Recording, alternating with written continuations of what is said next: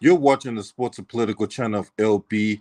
If you're not a subscriber to this channel, make sure you hit the subscribe button, hit the like button, and share these videos on your social media platforms. And I want to ask each and every one of you to subscribe to my Patreon, the Sports and Political channel of LB on the Patreon. This is where I go raw and I cut, and issues I talk about over there that you won't get over here on this platform due to YouTube's guidelines. So it's only $5 a month, and this is premium content you won't get anywhere else, and you get the analysis that you wouldn't get nowhere else. So please subscribe to my Patreon. Now let's get to the video.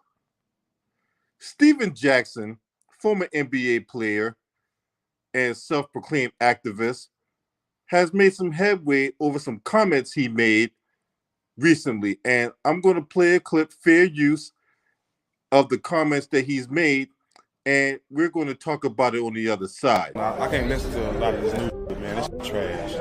This is the only black-owned professional league.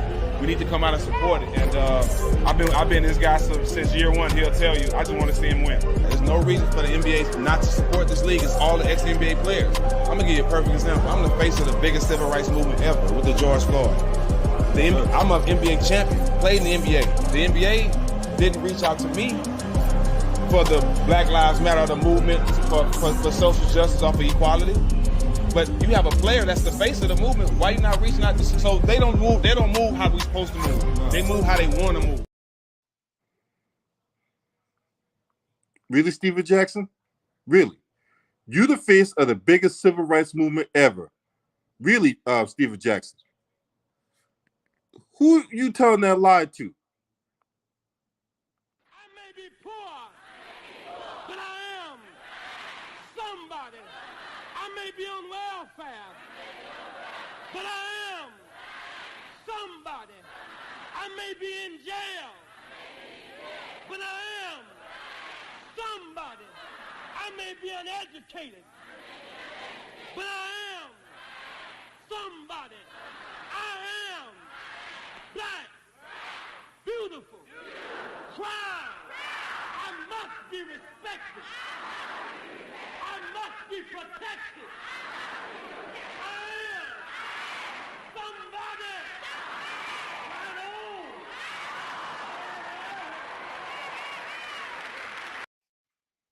See, that's the kind of stuff that they tell themselves at night to make themselves feel good or make themselves feel bigger than who they really are.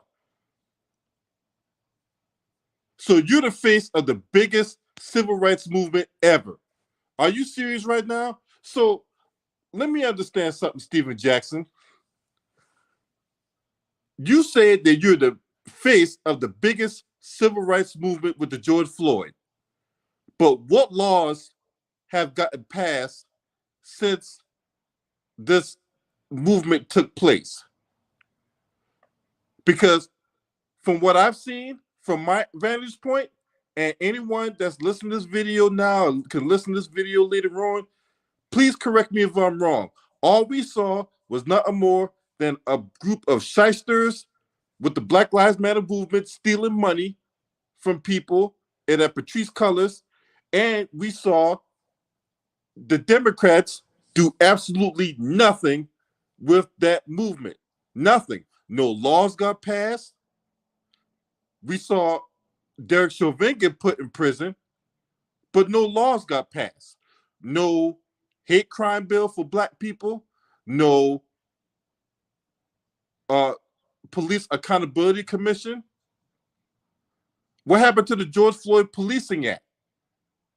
Oh yeah, all Biden did when he got elected is kick that can down the road to Congress, and Congress took that can and threw it in the trash. Did black folks get reparations?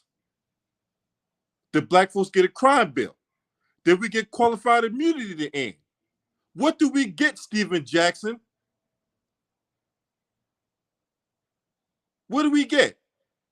All the NBA did is threw some slogans in the back of her jerseys and put Black Lives Matter on the court. You know why they did that, Steven Jackson? Because it doesn't cost them anything.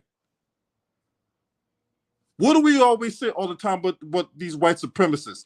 As long as it doesn't cost them anything, they'll do it. If they don't compromise their power, if they don't compromise their status, if they don't compromise their grip on that power, guess what? They'll do it. They'll do it. They'll do it all day. But you have not pushed the line to where it could cost people something. You hadn't done that. But this is what you did, though, right? And before I get there, we got to go here. So they said to me, hey, instead of hosting the NBA Finals, why don't you do Doris's silent reporter job for the NBA Finals? Because guess what that would clear the way for?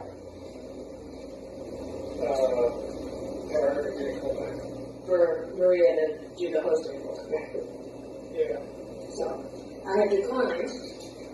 I don't know what their next move is, but they are feeling pressure because of all of that, and I'm trying to figure out like how to just, my thing is like I wish Maria Taylor all the success in the world. She covers football, she covers basketball. If you need to give her more things to do because you're feeling pressure about your like crappy long-time record on diversity, which by the way I myself know personally from the female side of it, go for it. Just find it somewhere else. You're not going to find it with me and taking my thing away. Now, in case you forgot what that was a New York Times article and audio content that exposed Rachel Nichols for her making disparaging comments about former fellow ESPN colleague Maria Taylor. Because see, what happened was Maria Taylor was covering the NBA along with Rachel Nichols. Well, Rachel Nichols felt threatened by that, and she was in the room, down in the bubble, talking with a random dude, I don't know who the dude was, about the situation with Maria Taylor, right? That expose cost Rachel Nichols her job at ESPN.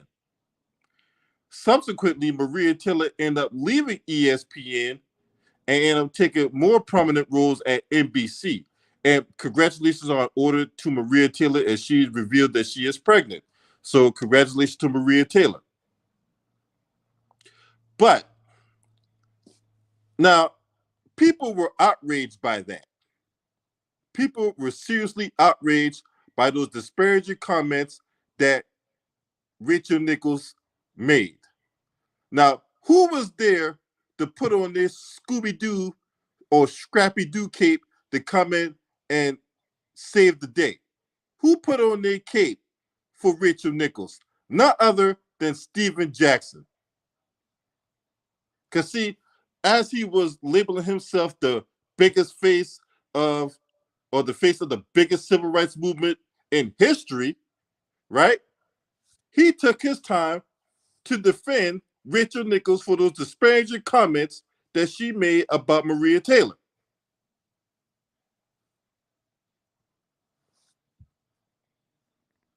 Now, we got no bills passed. I ain't see Steven Jackson not one time testify in Congress. I ain't see not one time Steven Jackson was, trying to take his status and coordinate something with the National Inaction Network or the Urban League or members of Congress. Nobody. I didn't see no hearings when Steven Jackson was going to Congress, pushing the line, trying to get a bill passed. That way, black folks can benefit off of that. I didn't see him do not one goddamn on press conference pushing the line for a bill or any kind of legislature that's going to specifically benefit black people. But I did see him on ESPN and I did see him on other social media outlets putting on his Scrappy-Doo cape for Rachel Nichols. But let him tell it, though, He was the face of the biggest civil rights movement in history. And that's where I have a problem. That's where I have a problem. Because see, you cannot come out and make these kind of proclamations where you don't have the resume and you don't have the paperwork to back up your claims. This is why we don't take athletes. This is why we don't take entertainers seriously. Because your paperwork is dirty. Around the yard, Steven Jackson, your paperwork is dirty.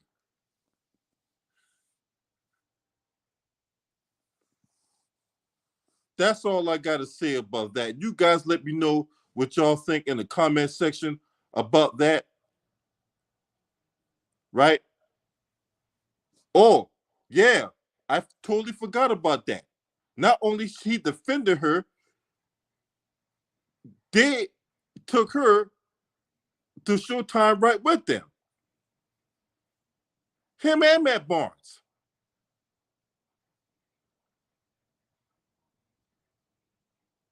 Right after she got let go from ESPN, she went right there to Showtime with Steven Jackson and Matt Barnes. But hey, let him tell it.